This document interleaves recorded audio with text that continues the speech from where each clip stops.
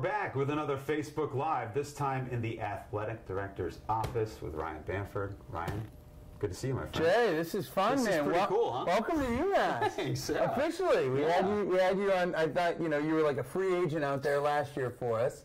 Had a bunch of 10-day signings. I had no off-season bids. No, listen. Now you're stuck with us.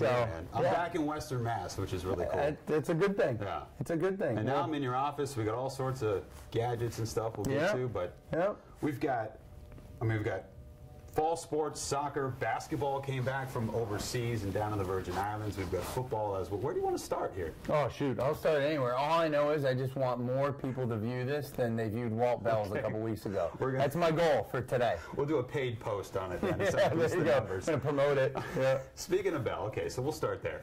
Football, Rutgers, Friday night. This has been a long off season, I'm assuming, for you for a variety of reasons. What are some of the, the emotions that you're feeling heading into his first year? You know, it's hard to imagine that December 5th, it feels like, honestly, it was like last week when we announced Walt. Just so excited about what he's been able to bring here. His vision for running a program, obviously it's his first time as the head coach of his own program. And so seeing that, seeing how it's materialized in the way that he conducts his business every day with our young people, our young men in the program, his coaches, our support staff. He is a team-first guy. He is everything, to this date, everything he told us he was going to be, all the things that I got excited about in the search process. He's lived up to those things and really exceeded a number of them. And I think he's a very serious competitor.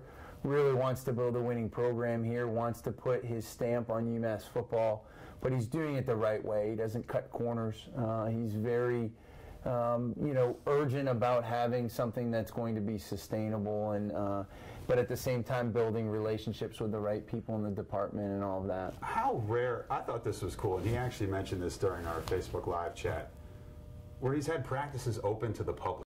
I mean, there's places that are at Fort Knox locked down. How rare is that in your experience working with a program at this level? Extremely rare. And I think that's Walt is a very transparent person, doesn't have a lot of things to hide.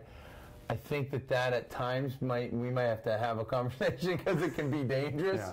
Yeah. But I think, he's really, and he said this in his press conference, he said it in a number of interviews since, being prepared, playing hard, really having our guys go into every game with a clear focus of what they need to do and playing hard and limiting mistakes. And, the football is going to have some different bounces, as we all know, but if we do the work ahead of time that we need to do, then we're going to set ourselves up for success. And that's, I think, been the thing that I've been most impressed with Walt, is just crossing T's and dotting I's, how organized he really is, and how that's already impacted us in the classroom, how it's already impacted us just in our citizenry of a program and doing some things in the community, and then obviously what it's going to do for us on the gridiron when we start up next Friday. Yeah, I think he actually tweeted out today a GPA of 3.32, I think, or 3.23. For the second term in the summer, which is, I think, one of our highest that we've ever had. And it's a credit to obviously the young men in our program and their commitment to academics. But Walt and his guys have really put an accountability and a measure to say this is important because football ends. And for us to have success in life after football, you got to take care of your business when you're here. And getting a meaningful degree is something that he really he trumpeted in the search process and has said to our guys, we're going to get you not just through and get a degree at the University of Massachusetts, but it's going to be something that you can use to your advantage through the rest of your life. And he's walking into what some might deem a difficult situation here. You've lost, your top receivers now in the NFL from last year, your two quarterbacks essentially that took most of the snaps. How does he overcome those challenges? Well, I think from day one, it's everybody, whether you've been here 3 years and have started, 25 games, or you were just brand new in his first recruiting class. Clean slate, right? Clean slate, and I think, and he said to everybody, look, we're all going to learn at the same time and the same pace, and we're going to go through it together. And, I think the one thing that we always worry about, you've seen it, it's hit us a little bit in the last couple of years, is just depth. Building that depth, building it in important positions, especially on the front lines, offensive and defensive line, building some depth at running back is going to be something that we need to be able to do. Our skill positions, obviously we're going to see where we come out on the quarterback position here at the end of the week, and then I think defensively, just the D line, the linebackers, and the safeties and corners, the D backs, just making sure that we feel good about our first guys on the depth chart, and then our second and third guys are guys that don't have a ton of experience. So we need to make sure that we mitigate as much risk, as much exposure on the back end of our depth, and see if that can translate into having some success. And per his words, because of the way that his offense and his teams play, you're going to see a lot of those guys kind of churn in and out, get a lot of reps, and try to build some stability. Yeah, I think the thing that was interesting to me, we talked 3 or 4 months ago when we were building an away trip budget and kind of, all right, how do you like to travel? And I was just 600 guys. Yeah, no, he and I were talking, and just it wasn't so much of a formal conversation. It was like, tell me about your philosophy on travel. Who you like to take on travel? He goes, if they're not going to play, we're not going to take them. So I think, and we're going to take 60 to 65 guys. That tells you we're going to play a lot of guys, and maybe some barring if we've got some injuries, but it means you got to be prepared. You're going on a trip, you're going to be prepared to play, and I think that's the mindset that we've got going into this Rutgers game on Friday. And regardless of what you might have read, there will be 2 starting quarterbacks at this game on Friday, one for UMass and one for Rutgers. Neither team has announced those yet, and I think Rutgers came out today and said, we're not going to tell you. Yeah. Are they scared?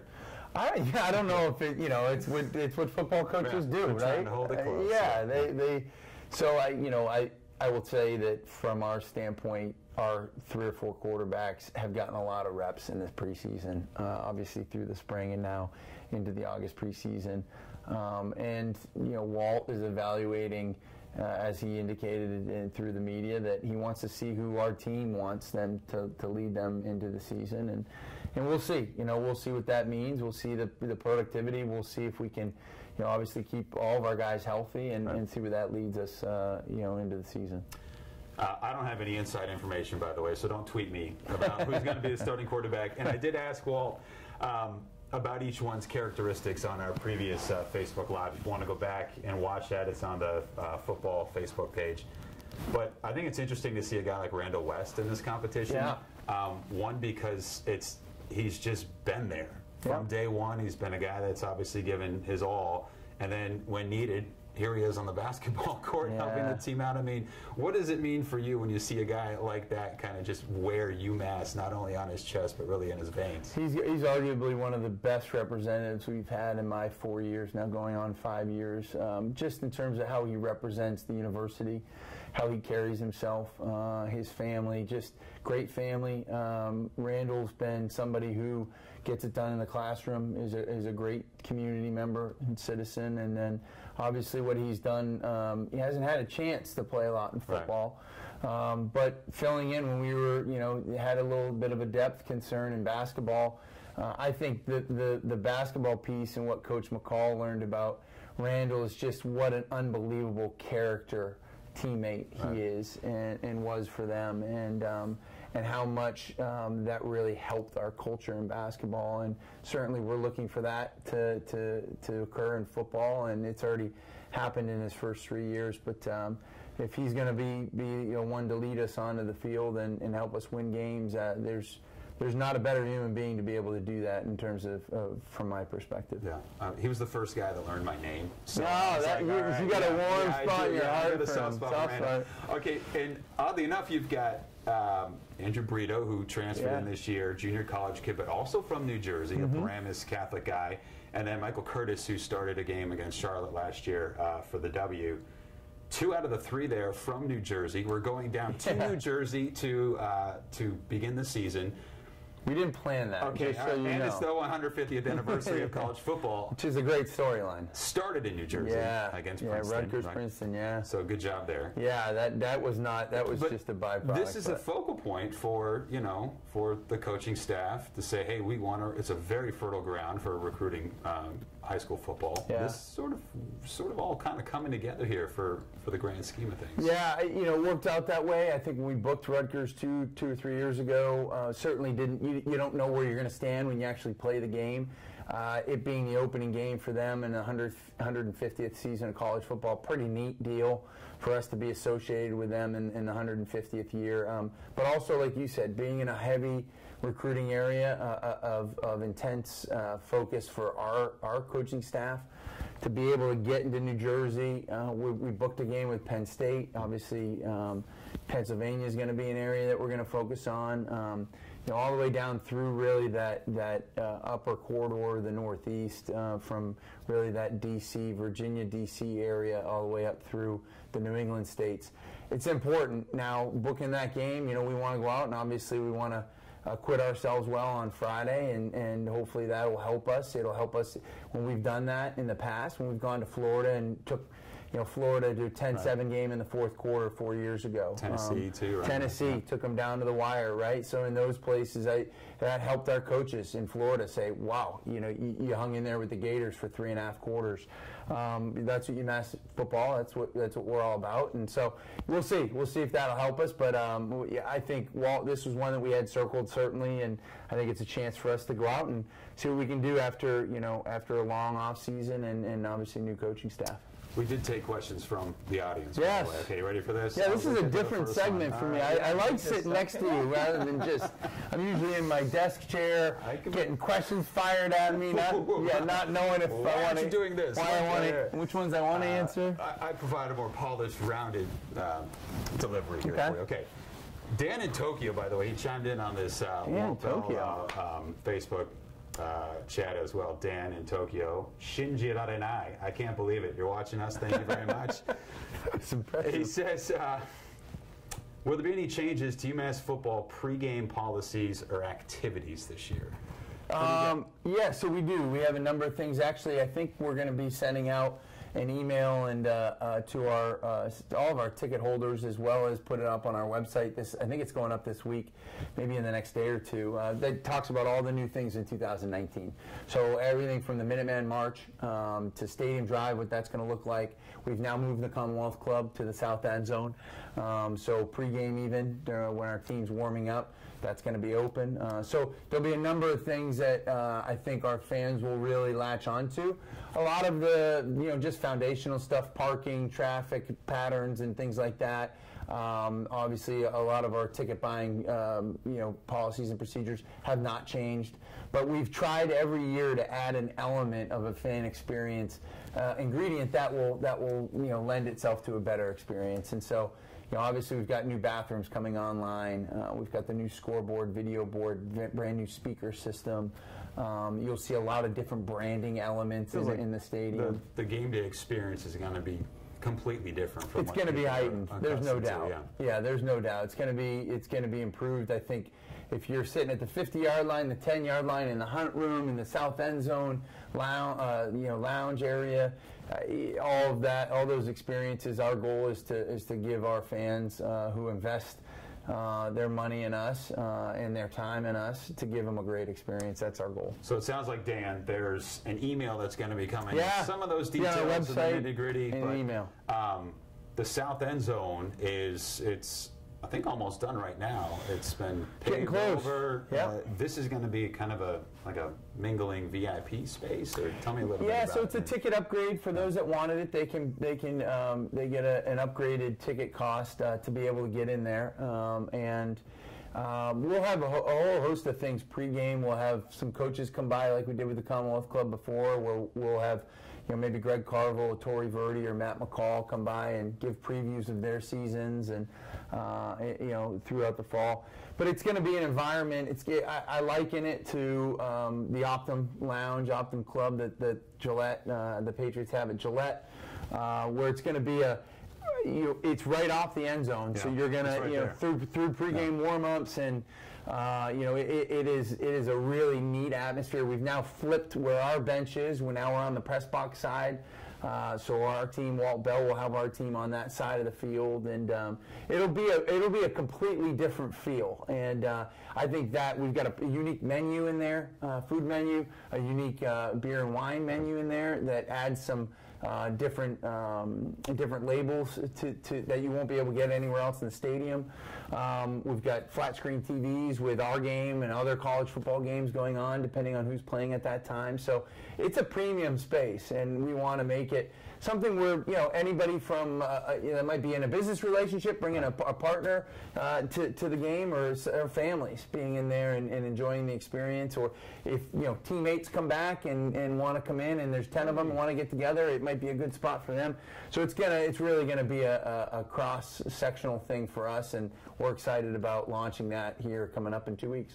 And I'm pretty sure you pay attention to the social media avenues, because those things are starting to be rolled out this week. In fact, as we speak, Nick is producing over you off camera. You Nick's doing a phenomenal job. But the new uniforms are supposed to be launched, I think, right now. Yeah. Today. Is it today? I think. Yeah. Are you geeked about I those? got a preview of it last week.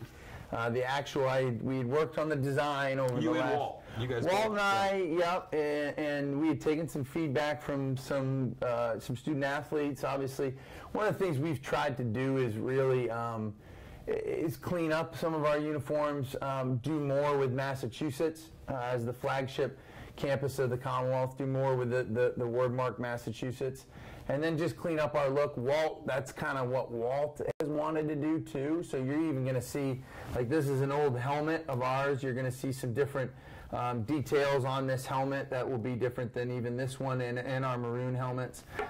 So it's exciting for us to be able to roll out a new white uniform, a new maroon uniform, and then in future years roll out some alternate uniforms as well. But clean, crisp, concise, those are the things. You've gotten a chance to see them. Yeah. I think our fans, they'll resonate with our fans for sure.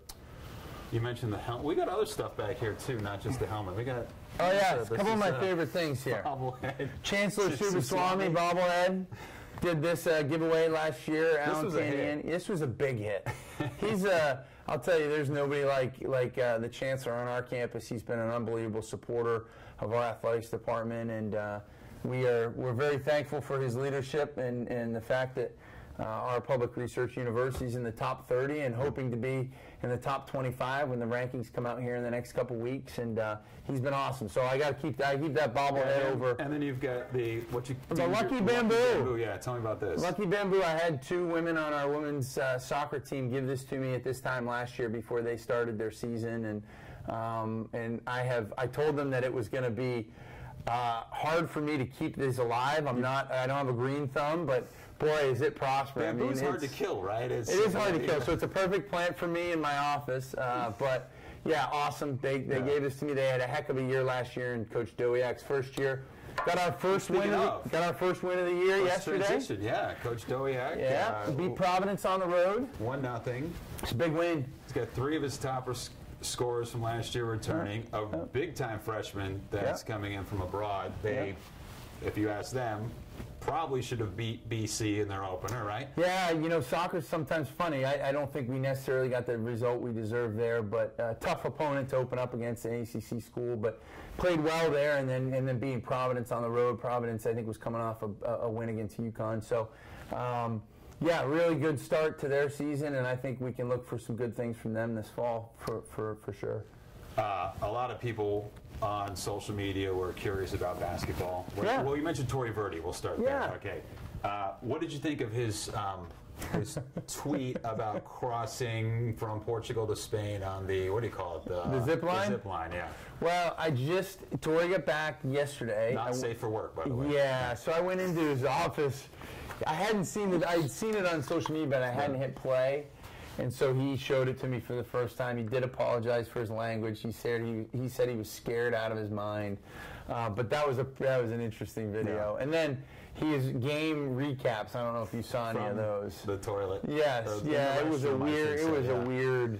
Yeah, so I talked to him a little bit about how he might want to think about rebranding his program. But they had apparently a great time. Great time, great trip, a lot of success, and we've got a really good roster built. Torrey's done a really good job, and has done it the right way. Like we've talked about, it takes time, and just like Greg Carville did, and I don't know that anybody thought in year 3 of Greg's regime that we would be able to have that success. Tori's the same way. Tori and Greg came in at within the same month of each other. Tori every year has elevated, and to the point where now he's won more games in his first 3 years than almost any other coach I think in the modern era of women's basketball here. So, and they won the first game of the A10 tournament last year. Yeah, for the first time in a while. On the road against Mason. Yeah. So he's got a couple of transfers that are coming in. One that has to sit, I believe. Yep. And a few real exciting freshmen. Yeah. It feels like things are. We've remade the roster over the last 3 years. He's got depth now. The way he wants to play is high tempo, up tempo, going up and down, really getting aggressive defensively. I don't think we're going to score the basketball better than we've scored it in the last probably 10 or 15 years. We've got Lydell coming back too. Yeah. She's a 1,000-point scorer. Should probably mention her, right? Yeah. Haley's coming back, and then we finally got some people to support her, and in a way that will allow us to do some really good things. It's going to be a fun winter to see their development in women's basketball. The men's basketball team was down on the Virgin Islands. Yeah. You addressed this, actually. We didn't get as much of an in-depth look to what they were doing. We did get box scores, though. Yep. What was your overall impression from what you saw from afar for their trip? Yeah, I wasn't on the trip, but I got reports back. Coach McCall and I talked 4 or 5 times during the trip. Obviously a great experience for just building team camaraderie. One of the things we talked about the last really 2 or 3 weeks, and it was really solidified when John Sinnott left us to go to Florida Gulf Coast. John was our, I guess, what was his title? He was our assistant AD for communications, PR. He was the prime contact. Main basketball contact. John did a great job. When John transitioned to leave for Florida Gulf Coast, we had a void there. And I just said to Matt, Matt, I don't want you to worry about how we're branding ourselves in this trip and doing it. Like, we got to get the team pieces right and the culture and the team dynamics. And so for him, this was really about a bonding deal for us, our new coaching staff, our new support staff, as well as obviously the young men in our program. And I think by all reports, from all reports, we got that really happened. And so now we build on it, right? You put some foundational things in, and now you try to build on those things. And that's going to be important as they take this next week off, come back for school after Labor Day, and start the individual workouts building towards October. I think we've got a level of talent in the program that can give us a chance to win some games this year. Again, for me, it's about building. We took a step back last year. Matt's first year was a good one. I felt like even though we only had, I think, 12 or 13 wins, I thought really we put some things in place.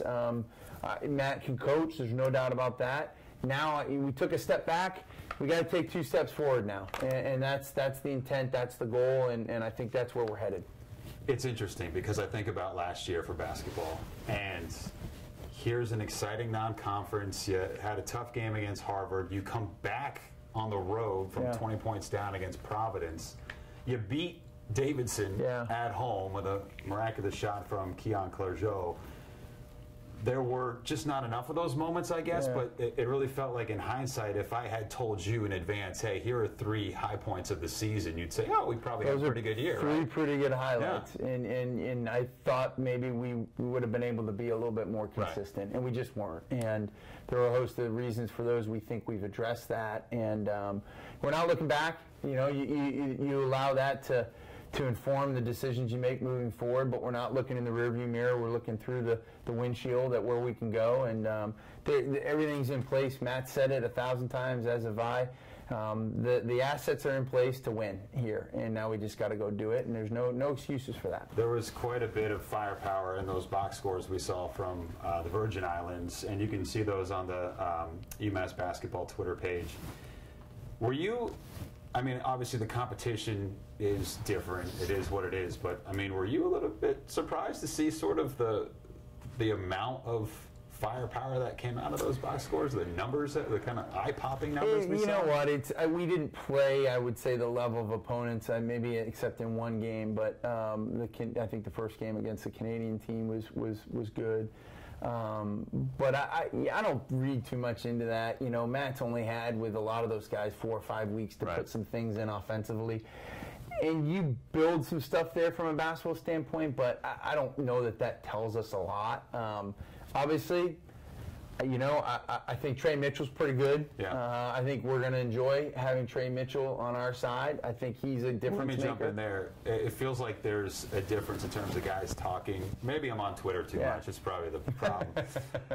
Did you see what he tweeted out? I didn't. It's I did something not. to the effect of him telling everybody how determined he is to turn this thing around. So it just feels like there's a purpose and a goal there for obviously not just him, but everybody else that is on that squad. This incoming class, it's a big freshman class, and I would say this: they have a lot of energy, but they have an urgency to them about trying to change this program. Matt's talked a lot about it, trying to change the culture.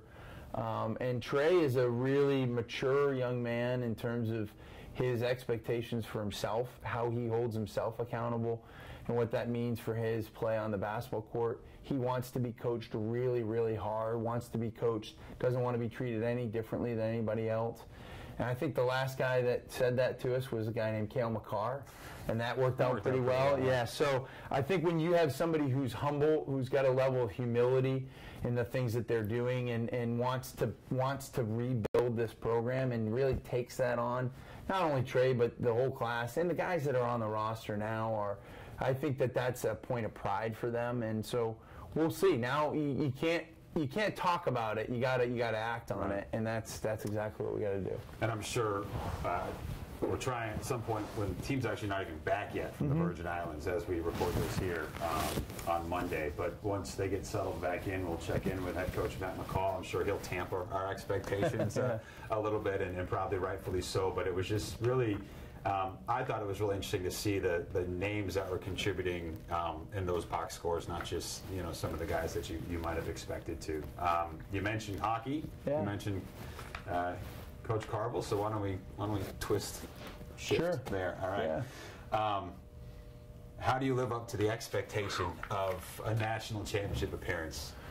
I'll tell you, last year. It was a special run. Obviously, it continued to build on the momentum of our department and this university. To be honest, to have our hockey program on a national stage, pretty awesome. I think the one thing that I would say I appreciate the most about Carv and his staff is those guys do not ever rest on any previous result, on even on the expectations. Like, nobody is harder on themselves in trying to continue to build a winning program and keep it at a high level than Greg and his guys. Ben, Jared, Ryan, their ops director, just do an awesome job. Great recruiters, great teachers, great motivators.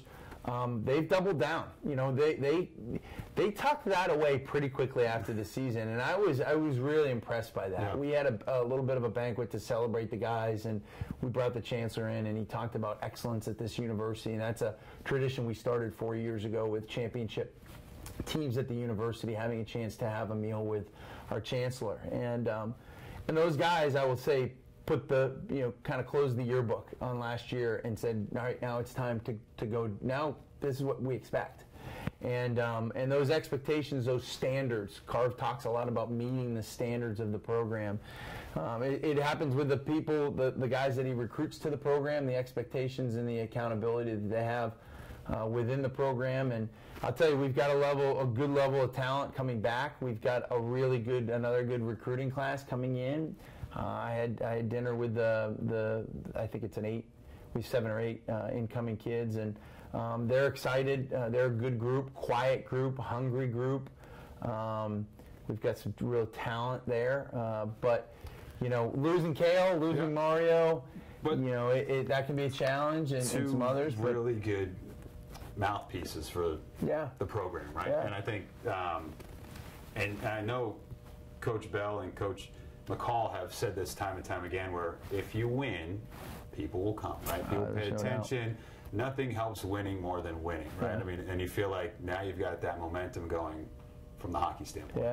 Yeah. It's I think it's certainly captured the community, and now I think with the style of play, we obviously we're we were offensively very motivated last year and we're really successful. But defensively, we're stout, play a fun brand, play hard every night out. Yeah. Those are the hallmarks of a Greg Carvel program. That's why when I saw those things at St. Lawrence, I was like, we need that here.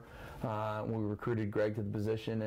And so now we want our fans to expect that we're going to be nationally prominent and regionally dominant in Hockey East. If we're doing those things, then this program is going to stay at a high level, and we're all going to have immense pride in where it's gone and where it's going. And I look forward to getting back here. Shoot, October's not far away, and we're going to have a home game here in the next 5 or 6 weeks, and I expect that we're going to have anywhere from 600 to 8,500 people filling up this place, and our students going crazy and creating a home ice advantage that we've always wanted in this place. I'm selfishly just asking you questions. Yeah. And we submitted questions for people here. So Nick, has anybody commented on my socks yet? No. No sock comments. No, all right. Okay. I was a little worried it was in the video feed. They're pretty bright. My stars and stripes here. All right. Let's see. I got Mark, who lives 117 miles from the Mullins Center. Yeah. I won't give away his direct address. Would the department consider moving start times for Friday night hockey games to 7:30 in order to give Boston area fans a better chance of attending? Have you thought about that? That is a good question. We have thought about changing sometimes. A lot of times when we have a back-to-back where we got to play again on Saturday, if it's not against the same opponent, then that puts us at a little bit of a disadvantage in terms of recovery. Right. And a lot of times when we're playing a home Friday, we got to go on the road on Saturday. Right. Sometimes if it is a Friday, Saturday at home, so it's a weekend series, we can do that. The only issue is TV. If we're on television, the 7 p.m. window, they don't want to go at 7:30. It means they got to put bridge programming in. They don't like that. We've had conversations with television partners about that in the past. But hockey's also a game that is taking 2:45, 3 hours. I think pushing beyond 10 p.m. is a for those when we try to get families can be a challenge. 100%. If we're going to build equity across the Commonwealth, we listen to this type of feedback. It's really good feedback. It's part of the reason why we play a lot of our football games at 3:30 and not at noon or 1 where we can. Late in the season, we play them usually earlier in the day because of daylight as well as temperature. But television windows tell us a lot, competitive reasons, but certainly we've considered it and we'll continue to consider exactly those types of things. So that's good feedback from Sounds good. Mark. All right. So let's see here. From Matt in Holden, he says, this administration, i.e. you, has made great strides in facility improvements. What do you think is needed in the future of hockey, basketball, or football? Any projects coming up? Fans that might not already know about the current projects, what are some of those that you might have kind of stewing in the back of your brain there? Yeah, we've got a couple things. I think we're 1 more year away from really completing all of our infrastructure, I would say renovations for hockey. So we're going through actually a fundraising campaign that hasn't. We've kind of solicited some things in a silent phase, but we're going to make it a public phase here shortly, and that's to finish out our locker room, finish out our team spaces. We just did our sports medicine area this year. Strength and conditioning was completed 18 months ago. Our video room was completed 2 years ago. So our team locker room space, and then our lounge area for our guys, bathrooms, nutrition area, fueling station. Our goal is to get all that done in the summer of next year so that at this time next year, hockey has everything they need. And we'll have, honestly, a top 3 or 5 national program. In terms of Hockey East, where do the facilities I think rank our facilities the best in number one. in and hockey. then nationally, you're probably talking what? Top 5. Top 5. Some of the Notre other teams Dame's got a really good one. But I think to have 2 sheets of ice, obviously having a practice sheet puts us at a real advantage. So we don't ever have to leave campus. I mean, there are schools in our league that don't practice on their home ice except but maybe once or twice a week. We do. We practice in there. But having a one-stop shop, so our guys come, they can get academic work done, they can get nutrition done. They can get preventative, medical work done. We have brand new tubs going in for post-practice, needs. They get everything that they need from a video standpoint. All of our sports psychology work's being done there. So it is truly, when they come to the Mullen Center, they get everything that they need from a hockey standpoint to be successful. There you go. Yeah. That's how you sell it. If you were a good skater, we might recruit you. Hey, I played in 7th grade, all right? I was tall. Okay, another one here for you. See, Steve from Athol has a couple of questions, and I'm going to sort of paraphrase what he's asking here, but essentially he's talking about UConn, which is leaving the American, maybe not by their own will, for football. That's going to leave them in maybe a similar situation as to where we are now. So is there any, I guess, benefit to them or any interest in maybe a football-only partnership with the MAC, or has there been any conversations in that regard? Yeah, I can't get into real detailed conversations. I can tell you that David Benedict, the AD at the University of Connecticut, and I have we've spoken on a number of occasions. I have a great relationship with David. I really have a lot of respect for him and the work that he's done at UConn in his 3 years. They're going into a territory that we're pretty familiar with. Yeah. And so as they make that move to the Big East and all their other sports, obviously we want to play the University of Connecticut, and every sport that they sponsor, that we sponsor, we want to play them in everything. I think it's a great natural rivalry for us to be able, as the two flagship institutions of our state. I think it's a we haven't played basketball in a number of years. Obviously, we're playing in hockey, and Hockey East has 2 member schools there. We play in other sports, but we're now we've got them in football the next, I think, 19, 20, and 21. We don't have them in 22 and 23, but you can anticipate that we'll do everything we can. They've said the same from 22 on to be playing every year. In terms of the league pieces, I think what I've said publicly, and it's really no surprise, it's not a surprise to anybody at this point, is the idea that us being an independent has actually been it's been a good thing in some ways. It's allowed us to try to mature at our own pace, invest in things that we're focused on. It gives us a different peer set. So we were in the MAC. Obviously, we were comparing ourselves to the teams in the MAC, but we were maybe recruiting different areas, looking at different kids. And now we're, I think from an independent standpoint, the ability to align ourselves with UConn, the ability to align ourselves with Army every year, play BC on a regular basis if that's possible. And the Rutgers and the Penn States and some aspirational peers for us that are in the Big Ten, in the ACC. I think it's been good for us. And so, from a league standpoint, I've got my ears, I've got my antenna up. We're talking just from a football standpoint about alignment. But, from our standpoint, we're just going to continue to build schedules and build a financial model that allows us to have some viability to build our program. We've grown our revenues, we've grown our expenses, and being able to invest in the program in our 4 years as an independent or 3 years as an independent, and we'll continue to do that. Yeah, I think it's been pretty interesting to see how you've put together these schedules, which isn't easy from what I understand, especially when everyone's playing conference games and you're sitting here trying to find holes in their schedule. And I was talking with a coworker today about, where would you be if maybe you don't get to play Georgia last year? Does a guy like Andy Isabella get recruited at the same level because they didn't see him against top-tier talent like one of the best teams in the country? So I see it from both angles there, but it feels like you've been able to make the most of using those situations. Yeah, you have to have a balance. You really cannot. And there's going to be some years in the future where we're playing 3 Power 5 institutions. We're playing 2 this year. BYU, I guess you could kind of count that as a group, top of Group 5, Power 5 branded program, certainly. but then we've got only Auburn next year. So you've got to be strategic about how you build in schedules to allow you to win enough games, build your program up. We're always going to have an FCS opponent. There will be a year or two here in the next 10, right? Where we have two, where we have to balance out our schedule a little bit because we did have some 2-for-1s.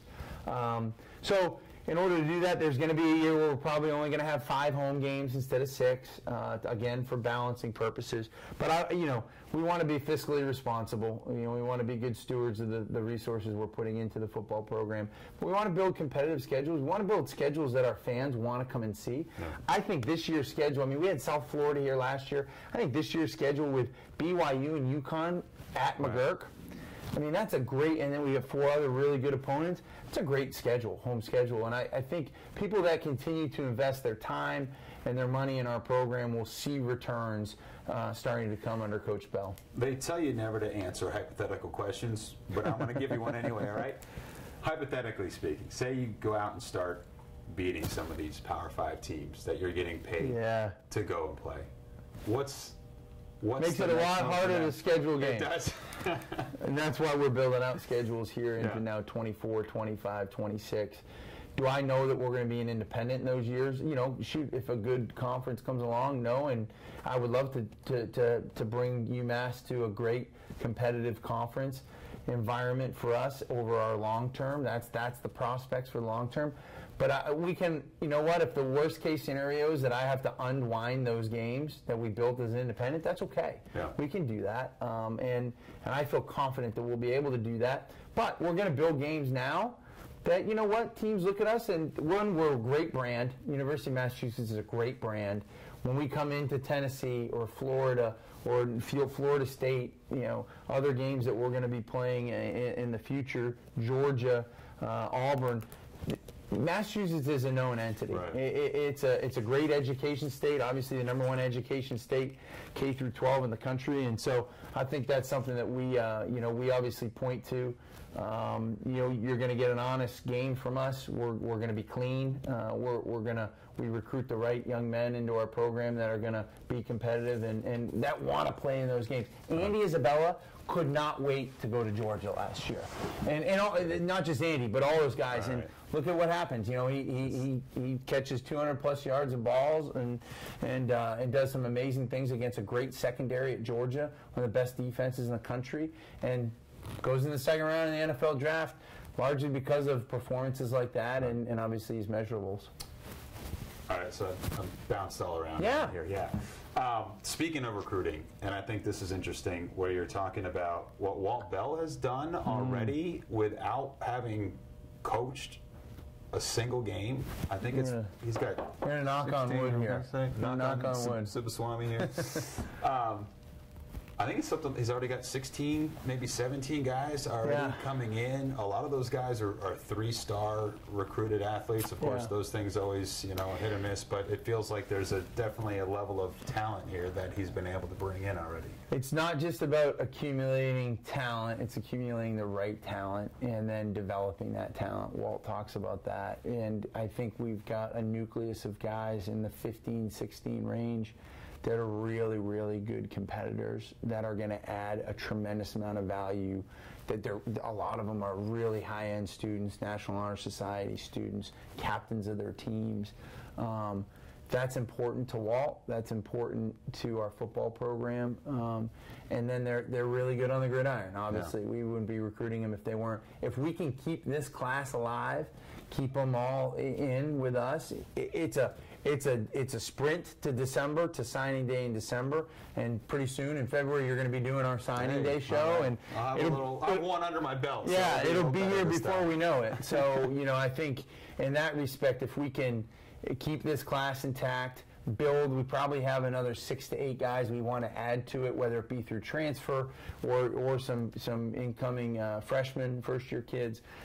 It's got the makings of being our best class ever. Yeah. And we can't talk about individual kids. You've seen them, who they've announced online and all those things, and I've met a number of them in unofficial visits, and we'll get them here officially for visits in December and January. But if we can lock down this class and then a couple more after it, the sky's the limit. And Walt's done, and his guys of his staff have done a tremendous job, and I'm thrilled. If we can keep this going, it would be awesome. All right, last one. You ready? Last one. All right. Who's going to be quarterback? No, I'm just kidding. You mentioned before we started filming about a strategic plan. Yeah. I guess, what is that? What does that mean? Sure. And I guess, what's the time frame of the strategic plan that you have in place to execute that plan? So this has been a long process. We were very deliberate and intentional about spending time developing this. And so really the last 2.5 years, we've surveyed a whole host of different varied constituents, everything from season ticket holders to donors to academic success folks on campus, to our faculty, to staff, to alums, and have all asked them, what do you identify with the University of Massachusetts Athletics Department, UMass football, basketball, hockey, soccer, field hockey, whatever it may be. What are the points of pride? What are we prideful of? What can we be? What do we want to be proud? What do we want success to look like? How can we get the young Jay Burnham that grew up in Western Mass to pay attention to the University of Massachusetts? And so I think for us, learning that and taking 18 months to really understand that was a really eye-opening experience. Not a ton of surprises, but some really good things, feedback about things we could do. And then we looked internally with our coaches, our student athletes, what do they need? Talked a lot about building up our sports medicine, our strength and conditioning, our mental health, our nutrition, fueling stations, all things that were really going to allow us to be competitive and have competitive success. And so we're going to roll out our strategic vision for this department in the next month, and it's going to become a public document. All those who are stakeholders, who have bought tickets, who have donated to our program in the last 3 years, will get a copy in the mail of that. It'll live on our website. It's a vision for the next 3 to 5 years of our department. The strategies that we have, what's our mission, what's our vision, our core values, what we're living every day, and then our 4 overarching objectives: to educate, to win, to inspire, and to invest. And those things and how they translate with those objectives into long-term success. And I want our fans to look at it. I want them to know what our ethos is. I want them to know what our plan is for building success. And then we've already attacked it because we've already invested in a number of things. So it's exciting. I'm quasi-new, rekindling my relationship with this department, but does it feel like for you that the fans have been heard, I think, right? I mean, you hear what people are saying. You funneled all this information down into this strategic plan, but correct me if I'm wrong, from following other programs and other administrations, it feels like there's more of an open door policy here than maybe. Yeah, you know what? I tell people this all the time. I want people to invest in us, and I want them to know, one, where their investment's going, whether it be time, money, energies, all sorts of things. I want to be transparent about what our goals are, about what we're doing to build a successful program. We've gotten to our high watermarks on the academic side in our community service. We've reached the national championship in hockey. We've had a number of other sports in my 4 years. We've won more A10 titles than any other school in the time that I've been here during that same window. And those are all great successes, but we haven't even scraped the surface of how good this department can be. And I'm here. Don't worry. We're good. Yeah. You're our good luck charm. But I think it's a real, for us to have real impact and lasting impact. We want people doing it with us, and it's not about me. It's not about a coach. It's not about one individual student athlete. It's truly about everybody in the village contributing to it. And that's the people that are buying tickets. That's the people that are coming to our events. That's the people that are supporting our young people through contributions. And by every measure and in every way, I think the sky is absolutely the limit. I am so bullish about the things that we're going to be able to do here with this vision. And we've had a great number of people contribute to it. And any good strategic vision has its base, core values, what we're going to be, what we are, how we're going to live. But we're going to be able to pivot as we have some success, as we try to continue to invest in things, as we maybe reestablish some other priorities. It's going to be something that we're going to continue to look at every year, how we measure our success, the ways that we're investing in our success. And our coaches have heard me say it. They probably hate hearing me say it over and over and over. But we are going to invest in things that impact the experience of our student athletes and impact winning.